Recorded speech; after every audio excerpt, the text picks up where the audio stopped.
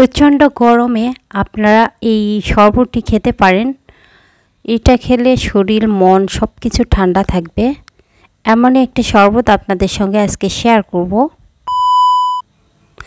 আসসালামু আলাইকুম, কেমন আছেন সবাই? আশা করছি যে যেখানে আছেন ভালো আছেন। আমি আলহামদুলিল্লাহ ভালো আছি। আজকে আমি করব শসার শরবত, আর এই শরবতটি কিভাবে করেছি অবশ্যই লাস্ট পর্যন্ত থাকবেন। প্রথমে একটা শসা খুব ভালো মতো করে আমি ধুয়ে নিয়েছি, আর তারপর এখন কেটে নিচ্ছি।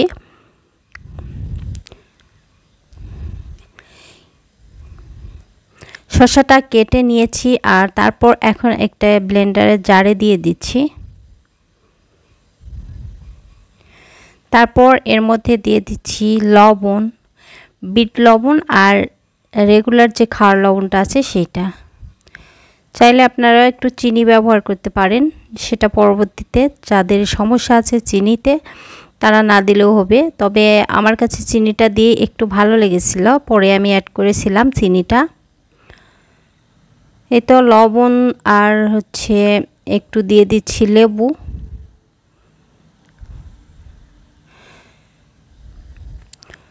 তারপর দিয়ে দিব পানি। অল্প পানি দিয়ে তারপরে এটা ব্লেন্ড করতে হবে। দিয়ে দিলাম পুদিনা পাতা।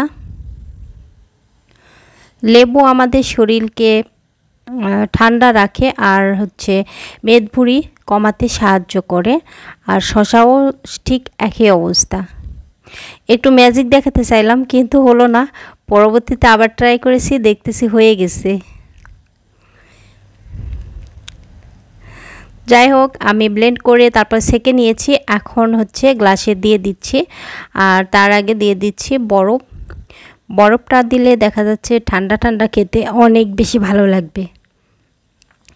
আজকে আমার এই ভিডিওটি দেখে যদি কোনো কারণে কারো ভালো লেগে যায় তবে প্লিজ আমার পেজটিতে একটা লাইক ফলো দিতে ভুলবেন না। আর চ্যানেলে নতুন হয়ে থাকলে চ্যানেলটি সাবস্ক্রাইব করে নেবেন। আপনি যদি এই কাজটি করে থাকেন তাহলে আপনাকে অসংখ্য ধন্যবাদ। এই তো সুন্দর করে বরফ দিয়ে তারপর একটু শসা দিয়ে সাজুগুজু করেছি, আর ওপর থেকে একটু পুদিনা পাতা দিয়ে দিচ্ছি।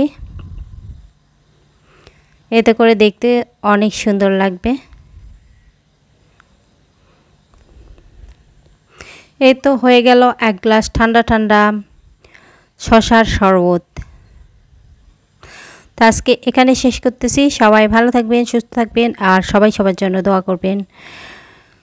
দেখা হবে নতুন আরেকটি ভিডিওতে। সে পর্যন্ত সবাই ভালো থাকবেন এবং আমার চ্যানেল এবং পেজের সঙ্গে থাকবেন। আল্লাহ হাফেজ, আসসালামু আলাইকুম।